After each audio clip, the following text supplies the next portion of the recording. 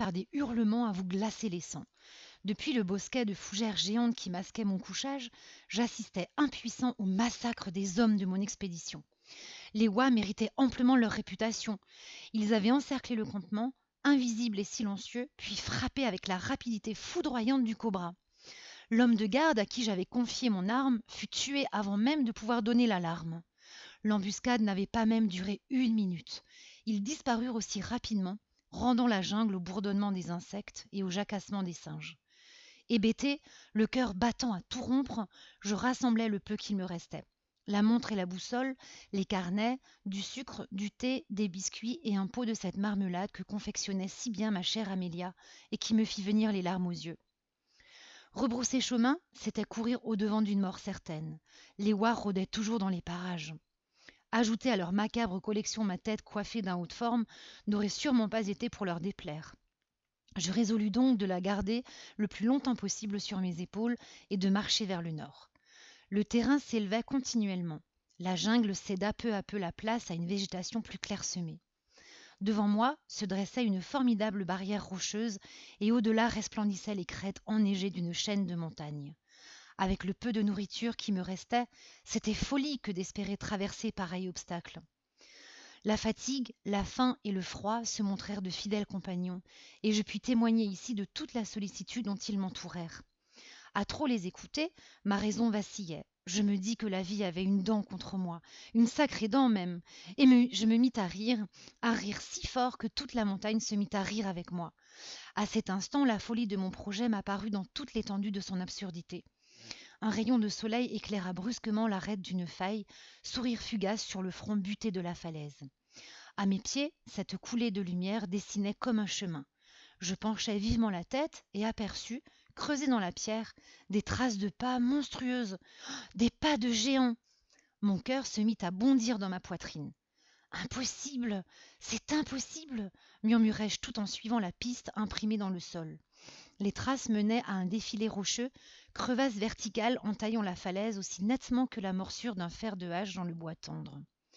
J'avançai lentement, d'un pas précautionneux, dans ce couloir formidable dont les parois vertigineuses masquaient la lumière du soleil. Enfin l'horizon s'élargit. Je devinai, au-delà des portes de pierre, une immense vallée ceinturée de montagnes et parsemée d'énormes blocs rocheux. Épisode 5. Cette nuit-là, je bivouaquai à l'abri de la grande faille. Le lendemain, j'entrepris l'exploration de la vallée. Les rochers affectaient les formes les plus bizarres. L'un d'eux, couleur d'ivoire, arrondi au sommet et creusé d'excavations semblables à des orbites, attira tout particulièrement mon attention. C'était un crâne. Un cimetière de géants, pensai-je. Je touche au but. Après tant d'épreuves, de privations, de doutes, j'avais atteint ce pays fabuleux chanté par d'innombrables légendes. Je consacrai le reste de la journée bénie des dieux aux nobles tâches de la science en marche, notant ici les dimensions fabuleuses d'un squelette à demi découvert, dessinant ailleurs quelques points de vue pittoresques dont je devais à tout prix fixer le souvenir. Le relevé topographique de cette vallée me prit 1 mois complet. Je dénombrai près de 110 squelettes, mais supposais que la terre en conservait bien davantage. Certains crânes étaient surmontés de surprenants chapeaux de pierre, ce qui indiquait qu'ils avaient fait l'objet de cérémonies rituelles. L'ensemble devait dater de 3 ou 4 000 ans. La cause de l'extinction de ce peuple restait un mystère à éclaircir. Au nord-est, la vallée s'incurvait pour s'élever en amphithéâtre jusqu'à une sorte de plateau. J'escaladais, degré après degré, les marches de cet escalier cyclopéen. Depuis longtemps, je ne me nourrissais que de lichens ou de racines additionnées d'un peu de sucre, buvant l'eau accumulée au creux des rochers. J'étais si épuisé que je perdis toute notion du temps et parvins sur le plateau dans un état de quasi-somnambulisme. D'énormes piliers semblaient soutenir le ciel. À bout de force, je sombrais dans un profond sommeil. La terre se mit à trembler légèrement, mais j'étais trop faible pour réagir. Un soleil froid me fit soulever les paupières avant de s'éclipser dans l'ombre d'un de ces piliers de pierre. Horreur! Ce dernier se pencha vers moi. Il chantait d'une voix incroyablement douce. Ma raison était-elle à ce point altérée? Était-ce un rêve? Une hallucination? Une angoisse irrépressible m'étreignait la poitrine. Pas un mot, pas un cri ne parvenait à franchir mes lèvres paralysées, et mon corps amaigri tressaillait sous l'empire de la fièvre. Quelque chose me souleva dans les airs. 4 énormes têtes, entièrement tatouées, me contemplaient avec insistance. Je perdis connaissance. Épisode 6. Lorsque je repris mes esprits, beaucoup plus tard sans doute, ce fut pour constater que tout ce cauchemar avait laissé place au plus beau des rêves. Ici s'étendait le pays des géants. Ils avaient dû prendre grand soin de moi car toute fatigue m'avait abandonnée. Au contraire, j'étais dans un état de bien-être absolu et trouvais presque naturel de côtoyer aussi simplement ces colosses à voix de sirène qui m'avaient accueilli avec tant de bienveillance. Il ne me restait plus qu'à les connaître et à les comprendre. Une tâche largement à la hauteur d'Archibald Léopold Russmore, tout bien considéré. Depuis le début de notre rencontre, ils prirent soin de moi comme d'un enfant. Je me souviens de nos premiers vrais échanges lors d'interminables veillées nocturnes.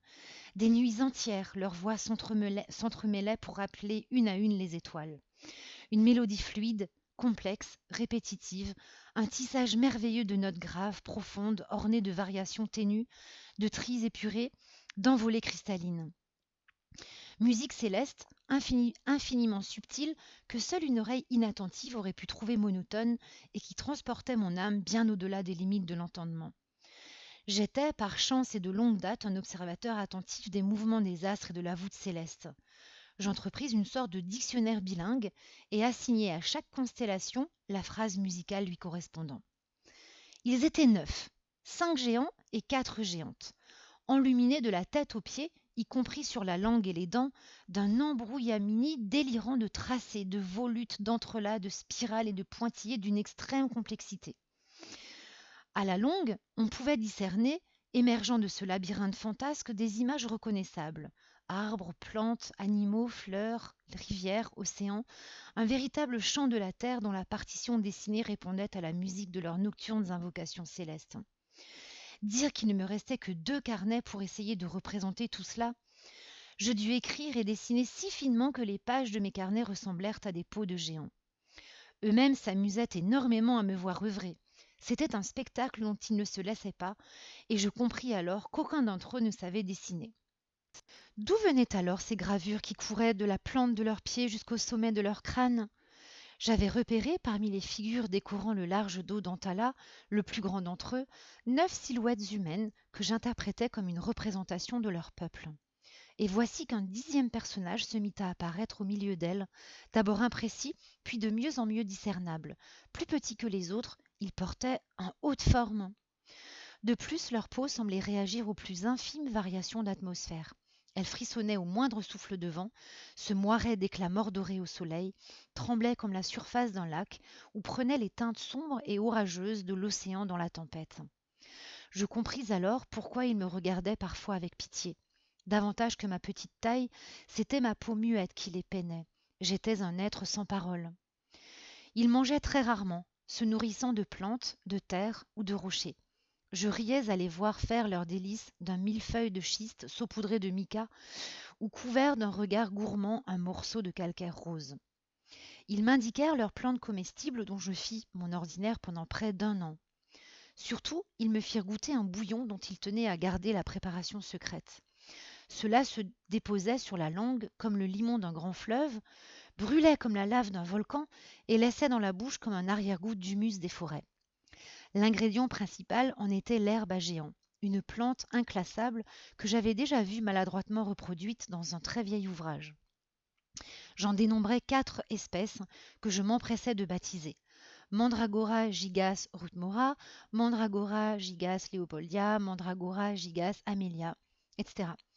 Ils me construisirent pour l'hiver une cabane de rochers et me donnèrent en guise de couverture un morceau d'un de leurs invraisemblables manteaux tissés de plantes, de mousses et d'écorces de toutes sortes. Dégringolant en cascade depuis leurs vastes épaules, ces manteaux donnaient à leur silhouette des allures de rocs recouverts de sombres forêts. Ils portaient comme bijoux de lourds blocs d'ambre et ils ne se séparaient jamais de ces énormes massues faites de troncs d'arbres fossilisés. Épisode 8. Leur origine me plongeait dans des abîmes de perplexité. Étaient-ils les derniers descendants de la lignée des Atlantes ? Pourquoi n'avaient-ils pas d'enfants ? Avaient-ils, dans d'autres contrées inaccessibles, quelques parents éloignés ? Je comptais sur la peau de géole, constellée d'étoiles et d'objets célestes, 41 apparitions de la comète Halley, ce qui le créditait d'une existence de plus de 3000 ans. J'identifiais les stries régulières ornant leurs poignets comme des successions de périodes de veille et de sommeil. Selon mes calculs, ils dormaient près de 200 ans pour des périodes de veille de 3 ans au maximum. Au printemps, pendant des jours et des jours, je les vis se mesurer en joutes courtoises, chacun faisant montre d'adresse, d'agilité, de force et de panache, sous les encouragements chantés du reste de la tribu. Il y avait des lancers de rochers, des concours de saut, de danse ou de lutte. La nuit, ils célébraient joyeusement le cycle des saisons, la course des astres, les mariages sans cesse contrariés de l'eau, de la terre, de l'air et du feu. Ils semblaient parfaitement et immuablement heureux. Mais je finis par me lasser de ces chants trop mélodieux, de ces interminables parades auxquelles je ne pouvais évidemment prendre part. Mon regard se perdait au-delà des cimes éclatantes, cherchant en vain le gris perle des ciels londoniens. Il y avait près de 10 mois que j'étais parmi eux. Mes amis les géants perçurent sans mal mon changement d'humeur. Eux-mêmes souhaitaient me remettre sur le chemin du retour, car après la parade devait venir le temps des jeux de l'amour. Ensuite, ils dormiraient profondément, appuyés sur leurs énormes gourdins, leurs têtes colossales touchant au ciel azuré ou disparaissant dans la brume ouatée des nuages, leurs paupières closes sur d'interminables rêves. Vint le moment des adieux. Chacun d'eux m'avait offert un petit morceau d'ambre doré auquel ils attribuaient, semble-t-il, une précieuse vertu magique. Je remis à chacun une statuette d'argile modelée, suspendue à un cordon. C'était une silhouette ridicule, coiffée d'un haut de forme qui les avait si souvent fait rire. Antala et Géol furent chargés de me raccompagner aussi loin qu'il leur serait possible. Je me tournai une dernière fois vers mes amis, les yeux baignés de larmes. D'après mes calculs, nous pouvions aisément gagner, en traversant les hauts plateaux tibétains, les steppes d'Asie centrale. Juchés sur leurs épaules, je voyais défiler le paysage 40 pieds plus bas. Sous chacune de leurs enjambées aurait pu se nicher un village entier. Ils marchaient la nuit, rapides et silencieux comme des nuages poussés par le vent. Le jour, ils s'allongeaient, prenant l'aspect d'une colline ou d'un rocher couvert de mousse. Depuis 2 ou 3 nuits, ils avaient repéré au loin une caravane qui se dirigeait droit sur nous. Ils me glissèrent dans la main quelques pépites d'or, et je me souviens de mon étonnement. Comment pouvaient-ils connaître l'usage que font les hommes de ce métal précieux? Je leur fis tristement mes adieux. Sur la joue d'Atala coulait une larme de géant.